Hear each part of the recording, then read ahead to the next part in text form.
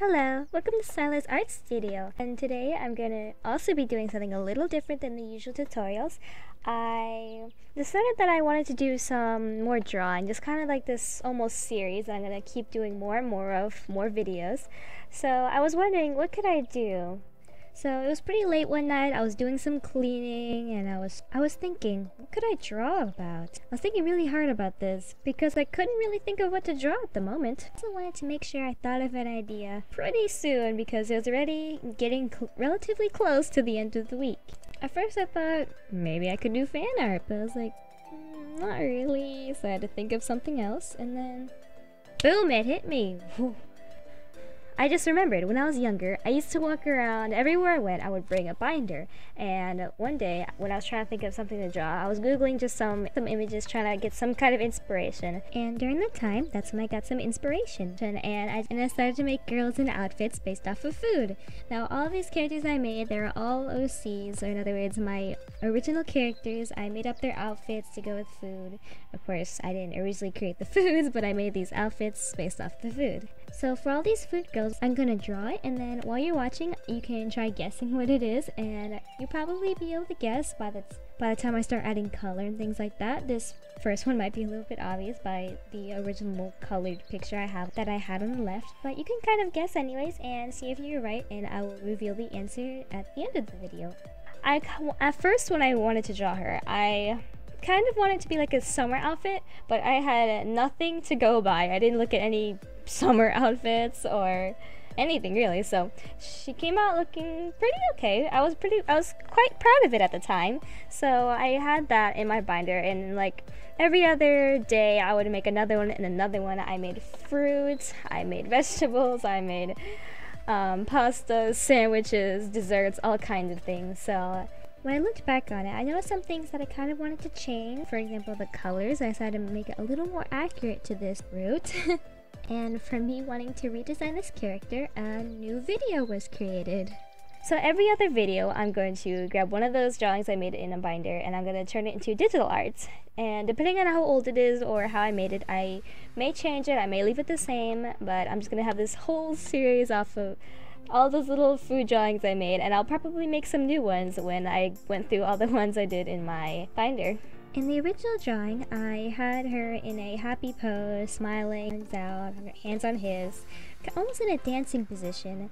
But I realized the coloring and the basic design of the outfit didn't exactly resemble very closely or really match with the fruit I based the outfit on.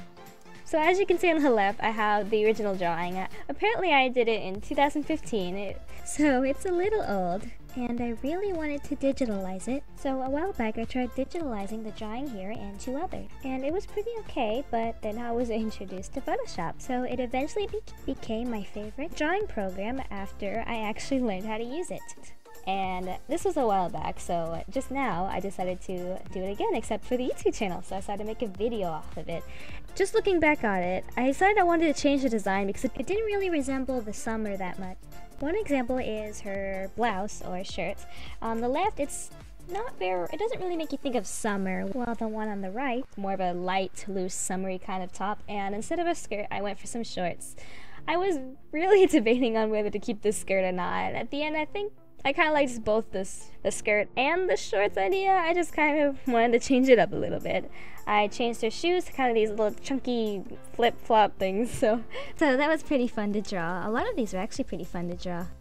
And I also changed her position. I made her face look a little younger, smaller compared to the rest of her body. So even though I did change quite a few things about her, I did keep things like, for example, her hair. I kept it in a ponytail. I kept the little hair bow thing in her hair, and originally I named her Westland, which starts with the letter that starts the fruit name, which I made as a hint every time I made my drawings to hint whoever was looking at my pictures what food it was supposed to be, so I'm keeping her name. So after I did the original sketch of her, I went over it again and did the line art. And then I had this kind of little color palette thing on the left to kind of show like colors and the color of her skin and the hair and things like that. So I kind of went in with the paint bucket and just kind of bucketed in and cleaning up anything that may not have filled in correctly. I worked a lot on the colors. I kind of wanted to go with these kind of lighter colors, not too vibrant or anything, just like these kind of soft yet bright summer-like colors.